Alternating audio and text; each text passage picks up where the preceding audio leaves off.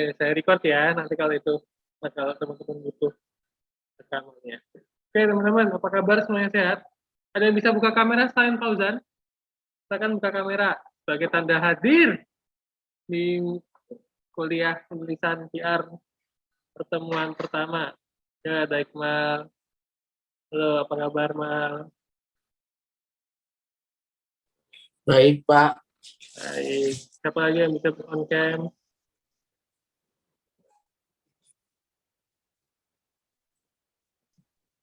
Kok nggak semangat sih? Makanya ikut BKP. Teman-teman. Baik, perkuliahan pertama ini saya satu ruangan dengan teman-teman dosen lainnya, mungkin akan sedikit noise karena nggak pakai headset, jadi semoga bisa diterima.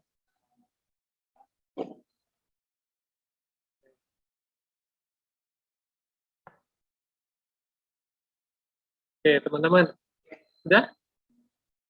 Nah, pada pertemuan kali ini, penulisan PR yang pertama, suara saya bisa dengar. Kalau nggak bisa didengar, nanti kalian chat aja ya, di room chat ya. Oke? Jadi, akan saya jelaskan. Pertama kali di pertemuan pertama ini, saya ingin menunjukkan timeline penulisan PR dan kontrak belajar dari mata kuliah penulisan PR.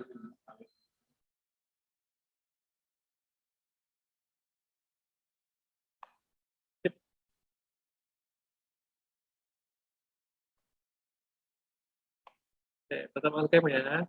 Biasanya kuat. Nah, Pak, mau tanya Pak, untuk absensinya gimana Pak?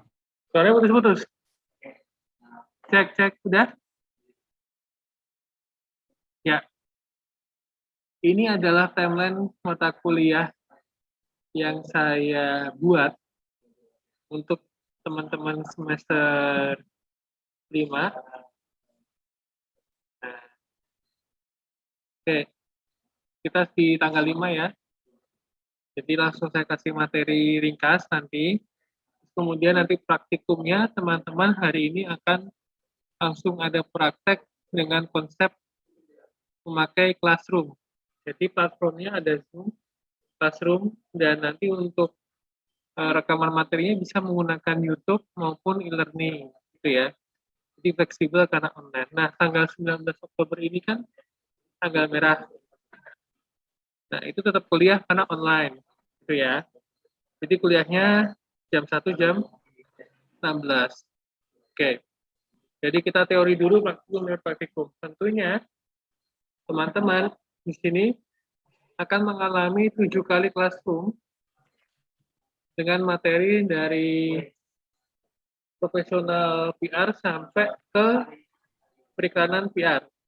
Nah, kemudian di periklanan public relation yang kedua, copywriting, sampai ke bawah, eksibisi penulisan PR ini, teman-teman nanti akan dibikin kelompok. Gitu ya. Dibikin kelompok yang nantinya akan bicara tentang, bisa kelompok, bisa individu, tapi nanti itu setelah UTS. Biasanya UTS kan pertemuan 78 UTS, itu UAS kan. Nah, itu nanti akhirnya akan ada eksibisi penulisan PR. Apa dan seperti gimana eksibisinya, itu nanti kita bicarakan setelah UTS. Nah, inilah timeline-nya. Mulai di screenshot, mulai di apa. Jadi di situ ada teman-teman akan belajar menulis berita, nulis newsletter, kemudian membuat company profile, terus kemudian ada pidato dan presentasi bisnis, ada pitching, kemudian ada kita bawa ke ranah digital, jadi public relation online, bagaimana. Lalu nanti ada 2 kali responsi, sifatnya nanti akan individu, bagaimana teman-teman menyerap dari hari ini sampai nanti di akhir kita semester untuk penulisan PR semester 5. Itu ya. Oke? Nah, ada yang ingin tanyakan? Dari timeline ini?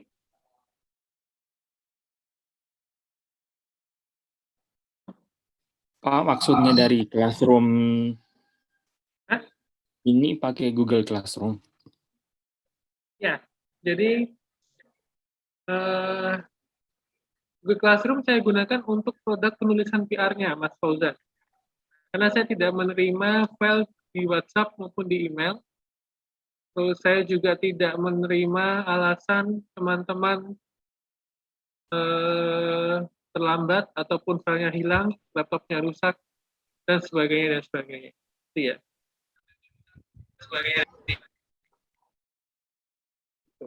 Mungkin bisa dimengerti, jadi ada 7 produk dari teman-teman yang akan dibuat di Classroom pada nanti. Termasuk hari ini kita akan coba menulis di pertemuan pertama ini agar saya memahami bagaimana cara kalian menulis, utamanya menulis dalam lingkup kepiaran. Itu ya. Ada lagi yang ditanyakan mengenai timeline? Udah pada gede-gede ya. Gak kerasa. Udah berapa tahun Bentar, ya kampus? Pak, absensinya gimana, Pak? Hah? Oh iya, absensinya. Absensinya nanti teman-teman, saya akan mengabsensi 20 menit. Jadi yang absensi saya, setelah 20 menit saya kasih materi. Jadi yang ada di room ini nanti yang akan kena absensinya. Namun, seperti mata kuliah saya yang sudah absensi bukanlah unsur penilaian saya, gitu ya. Unsur penilaian saya ada pada produk penulisan karena ini sangat-sangatlah terapan. Jadi karya kalian yang saya akan saya uji. Tentunya kehilangan satu unsur penilaian bukan berarti kalian bisa seenak kata ya, karena pada akhirnya kalian tetap harus masuk, tetap harus on cam dan sebagainya.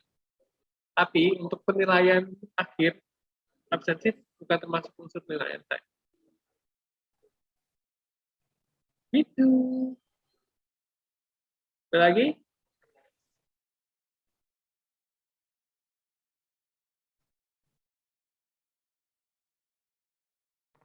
Kan peraturannya kan berapa sih?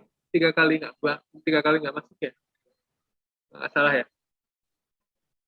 Ya, itu harus ditaati juga oleh teman-teman, karena itu bukan peraturan dari prodi, tapi peraturan dari universitas.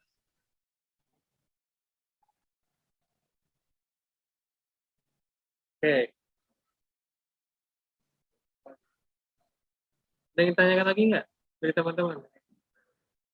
Lalu kita masuk ke materi nih.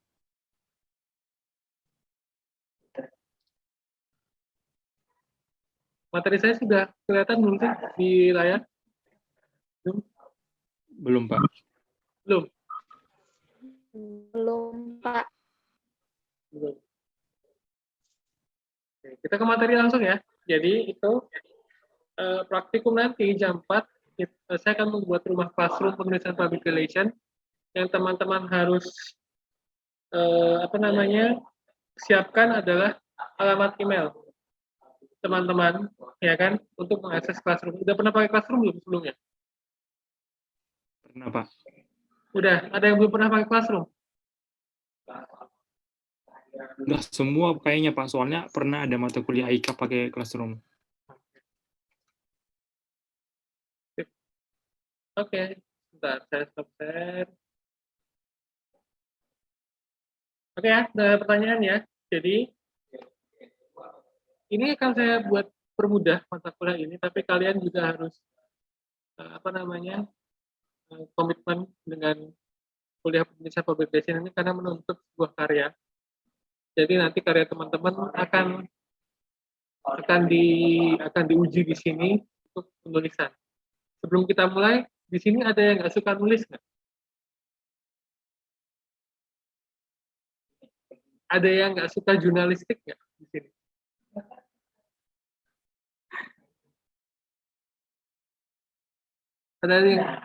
Ada yang nggak suka nulis nggak? Diary gitu pernah nulis nggak? Status pernah nulis kan? Gitu kan? Ada nggak? Wah, luar biasa ya. Nggak ada yang jawab coba. Suara saya kedengeran nggak sih? Kadang suka, kadang enggak, Pak. Ya. Sip. Oke, kita mulai aja materinya. Karena ini pakai Zoom gratisan. Oke. Kita akan merefresh lagi pemahaman tentang definisi PR itu. Kedengeran, Pak. Sip. Oke, jadi kita akan merefresh lagi definisi public relation. Gitu ya.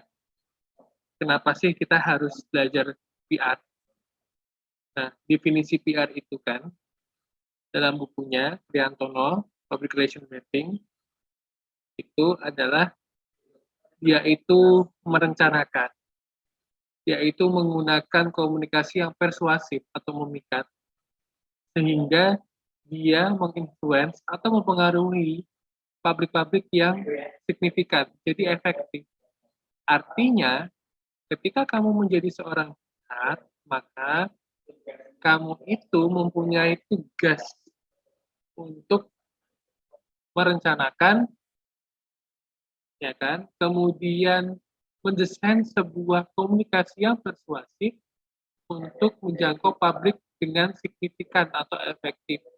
Artinya, ketika teman-teman tidak bisa mendesain komunikasi yang persuasif atau mengikat tadi itu, maka publik tidak akan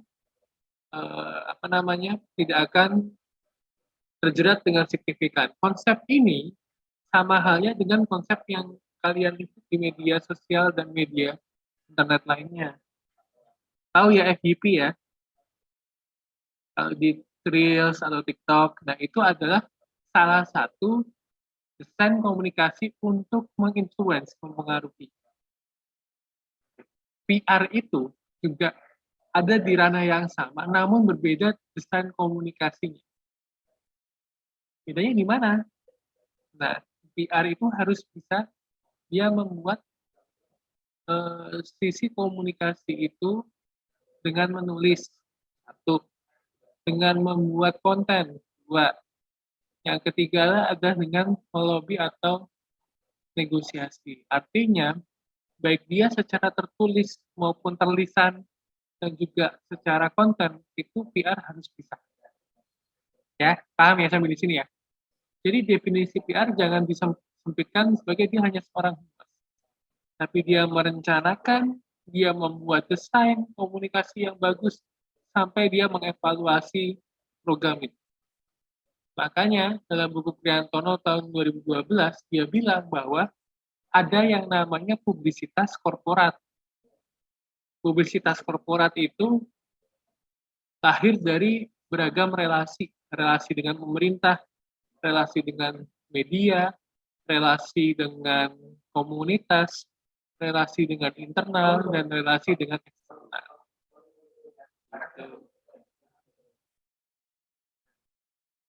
Kemudian,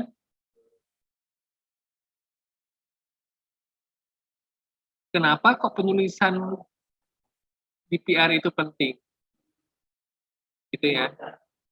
Sebab ada 3 poin. 3 poin yang dituntut untuk memelihara komunikasi persuasif. Maintain favorable opinion, kemudian create opinion where none exists or where is latent, terakhir adalah neutralis, hostile opinion. Artinya adalah kalau kalian mahasiswa semester 5 ilmu komunikasi UNISA ini menganggap dirinya sebagai seorang dari PR bagi diri sendiri, maka teman-teman ada 3 desain komunikasi persuasif yang harus dilaksanakan. Mendukung opini, ya, menjaga opini yang mendukung itu. Jadi teman-teman itu punya publik yang mendukung kalian. Jadi kalian harus menjaga agar itu terjaga. Nah, kalau sudah terjaga maka citra terbentuk. Ini kayak bahasa nilas titik rusak susu sebelanga gitu ya. Jadi kesalahan kalian kecil sejenak aja itu bisa merusak semuanya. Aduh, bagus kan? Ya baru bagus kan? Nah, lalu menciptakan opini yang masih tersembunyi atau yang belum diekspresikan. Maksudnya bagaimana, Pak? Maksudnya adalah ketika teman-teman mendesain sebuah komunikasi persuasif, tentunya apa yang kita ucapkan akan sangat berbeda dengan apa yang akan kalian tulis. Ya nggak sih? Pasti ya kan? Jadi teman-teman pernah mengalami hal itu. Kalian ingin mengungkapkan bahwa itu sebuah fakta, tapi karena ada perasaan tidak enakan, ada kondisi yang tidak tepat, maka teman-teman menulis itu. Makanya banyak mahasiswa yang menulis opininya di surat kabar agar dia mengungkapkan opini yang masih disembunyikan, tapi tidak atau belum bisa diekspresikan secara lisan maupun mimik wajah. Terakhir adalah konsep yaitu menetralkan opini yang negatif. Gitu ya. Jadi kalian juga pernah menghadapi kan seperti ada opini liar yang ada di masyarakat tentang kalian. Wah, si Elvira kena COVID nih, gitu kan. COVID-nya dari sini, misalkan seperti itu. Nah, kalian menulis atau penulisan itu adalah menetralkan opini yang negatif. Ternyata nggak COVID, dia cuma demam biasa saja. Gitu. Jadi, analogikanya adalah ketika teman-teman menulis, itu sama dengan komunikasi persuasif. Fungsinya ada 3. Ya, menjaga opini, menciptakan opini, dan menetralkan opini negatif. Itu ya. Nah, kenapa kita harus menulis? Sebab apa yang tersirat itu belum tentu bisa disuratkan. Dengan kita menyuratkan, dengan kita menulis, maka segala pemahaman, segala buah pikir kita itu ada dalam tulisan kita. Permasalahannya adalah bagaimana Pak ketika saya tidak suka menulis? Bukan itu pertanyaannya menurut saya. Pertanyaannya adalah bagaimana Pak kalau saya tidak bisa menulis? Jawabannya simpel. Mau kamu belajar jurnalistik, mau kamu belajar penulisan PR, jawabannya cuma satu. Teman-teman di sini, buku apa terakhir yang kalian baca? Dalam waktu 24 jam. Nggak ada ya? Fauzan udah geleng-geleng nggak ada tuh. Dalam waktu 24 jam, buku aja. Buku apa? Nggak ada. Jujur aja, nggak ada. Nggak ada, Pak. Bagus. Mahasiswa emang mengagetkan ya. Ya Allah.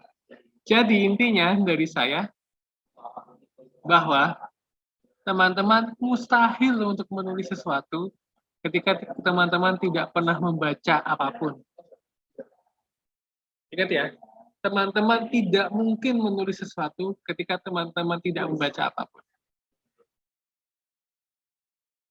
Kok bisa, Pak? Ya bisa. Kenapa? Karena setiap pengetahuan kita itu didasarkan dari proses membaca. Rasulullah SAW dianjurkan membaca dulu, bukan menulis. Maka ikro, dan ikro.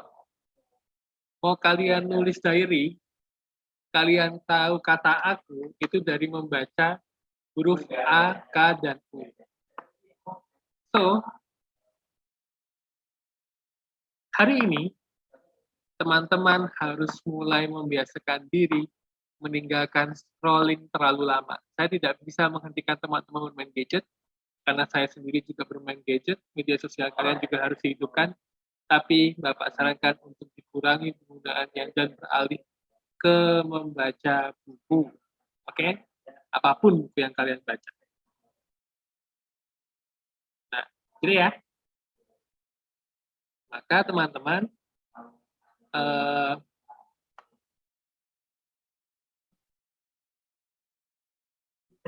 pentingnya mata kuliah penulisan PR ini adalah karena Mas Wicaksono Nuradi, PR senior, masih sehat dia orangnya, itu 70% kegiatan komunikasi public relation itu menulis.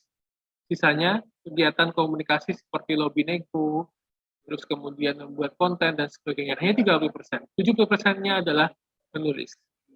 Bahkan Raptens tahun 2012 halaman 94 bahwa kemampuan seseorang dalam mempelajari ilmu komunikasi itu terletak di penulisan, bukan di desain visual dan presentasi. Jadi secara fundamental praktisi PR itu multitasking teman-teman. Kenapa bisa dikatakan seperti itu? Ketika dia menulis sebuah konsep, ketika dia menulis, dia mengungkapkan sebuah program. Jadi desain, visual, dan presentasi itu jadi satu yang dasarnya adalah writing atau menulis. Gitu.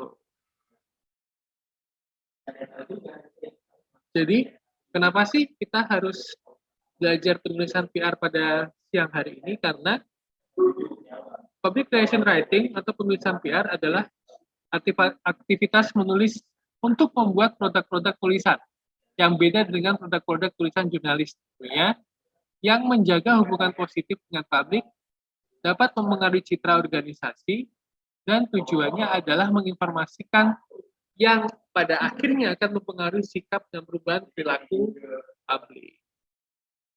Gitu.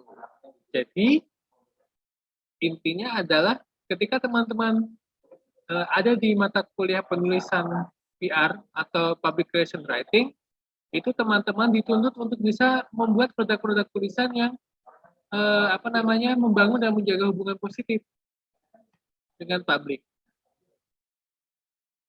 Jadi harus bisa mempengaruhi citra organisasi. Tulisan-tulisan itu bisa mempengaruhi orang untuk sikap dan perilaku terhadap apa yang kalian tulis. Biasanya tulisan-tulisan publication itu merepresentasikan organisasi tertentu atau produk tertentu. Biasanya seperti itu. Maka,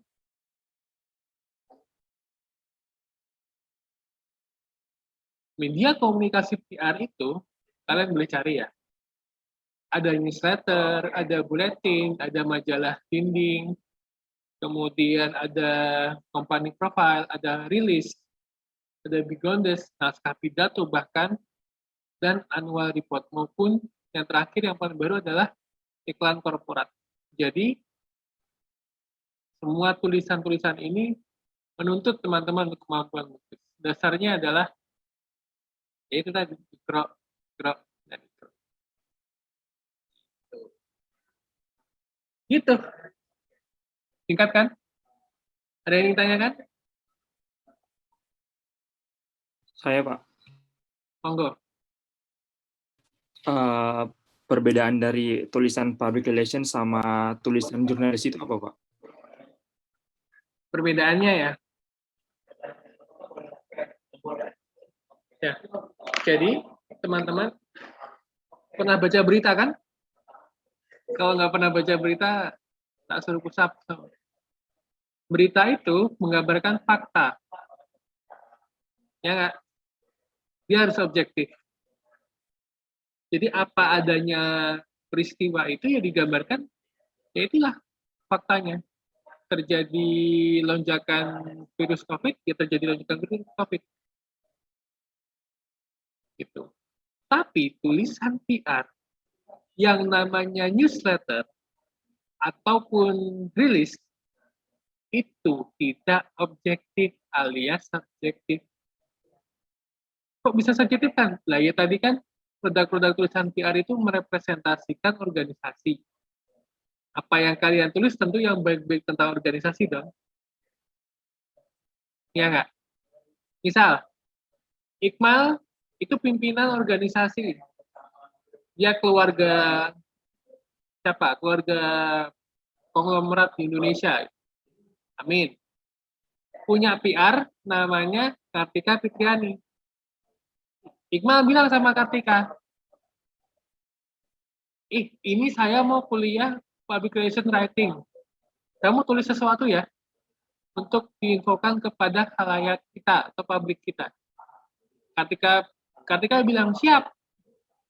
Kira-kira Kartika akan menulis yang jelek-jelek tentang Iqmal nggak? Oh, Iqmal tidak on cam. Oh, Iqmal diam aja pakai masker. Kan enggak? Mas Iqmal mengikuti kelas penulisan public relation dengan gembira. Pasti gitu. Itulah tulisan PR. Tidak ada faktanya. Walaupun faktanya, dia gembira atau enggak, kita nggak tahu kan. Jadi yang dikejar adalah bagaimana caranya agar citra itu atau si Mas Iqmal ini, dia itu citranya itu baik-baik. Itu tulisan PR. Mau kamu ke perusahaan manapun, kamu lihat buletinnya, majalahnya ya, itu semua tulisan PR semua tuh. Misalnya ke hotel mana gitu kan, pernah kan ada majalah tentang hotel atau di pesawat. Kalau kalian naik pesawat atau naik bis, pasti ada majalah. Nah, Lion Air tidak pernah dia menceritakan keterlambatannya di majalah. Ada yang ada di pesawatnya. Kalian naik Lion gitu ya, kalian baca majalahnya. Apakah ada permintaan maaf tentang keterlambatan Lion Air jurusan Jakarta juga? Nggak ada. Itu produk PR tuh, yang namanya bulletin atau newsletter. Yang dia temukan apa? Rute baru dibuka, pesawatnya termutakhir, pilotnya muda-muda dan sebagainya. Tuh. Ya, Lintang saya tahu. Jadi, syarat utama untuk lulus dari kelas penulisan PR ini, teman-teman harus mau dan suka nggak suka membaca, setelah itu menulis apa yang kalian baca. Titik. Ya, beda sama yang ikut BKP. Ya, gimana? Pak, yang kami baca itu apakah harus buku, terserah, atau berita, atau apa kayak gimana, Pak? Nah, berhubung tinggal 8 menit, saya akan jelaskan praktikum pada sore hari ini. Yang akan dikumpulkan jam 18.00. Oke ya. Dimulai dari jam berapa nih? Jam 3 ya. Jam 2, diakhiri jam 18, dikumpulkan di classroom. Jadi nanti akan saya buka classroom-nya, terus kalian join ke sana. Mungkin lewat Fauzan ya, nanti Fauzan kirim link-nya. Oke, biar di-add satu-satu untuk classroom-nya. Teman-teman, saya kasih tugas. Baca artikel apapun yang kalian temukan di media offline. Paham? Yang umurnya 1 kali 24 jam, alias teman-teman harus beli koran sore hari ini. Gitu ya. Atau majalah, atau apa, yang terbitnya hari ini. Bagaimana saya menilainya? Nanti ada caranya. Jadi wartawan itu, saya punya kontak wartawan untuk menilai itu. Dan salah satu buktinya adalah screenshot media offline tersebut, tanggalnya. Jadi praktikumnya teman-teman beli koran atau majalah yang terbit hari ini, mau dimanapun, mau kemanapun, mau kemanapun, gimana caranya, dari jam 2 siang sampai jam 6 sore. Ya, baca artikel yang menurut kalian itu adalah artikel PR. Habis kalian baca, kalian analisis tuh, berikan pendapat kalian pada artikel yang kalian baca itu. Kenapa kalian bisa menjustifikasi itu sebagai tulisan PR, bukan tulisan jurnalis? Apa alasannya? Setelah itu, kalian foto bukti bahwa itu terbit hari ini artikel. Bukan di media online ya, media offline ya. Koran, majalah, kalian cari deh. Gitu ya. Oke ya. Ada pertanyaan? Kumpulkan di Word, halaman satunya adalah foto artikel, ada tanggalnya bahwa dia terbit hari ini. Yang kedua adalah reason. Teman-teman kok bisa mengatakan itu artikelnya siapa? Itu artikel PR itu kenapa? Gitu. Kok bisa kan? Ada pertanyaan buat praktikum sore hari ini? Asik ya? Pak, tunggu Pak. Ini kan saya di daerah terpencil. Nggak ada koran. Gimana itu Pak? Carilah, kan nggak harus koran. Bisa majalah, bisa apa. Oke ya? Oke. Yang daerah terpencil selain Ojan siapa?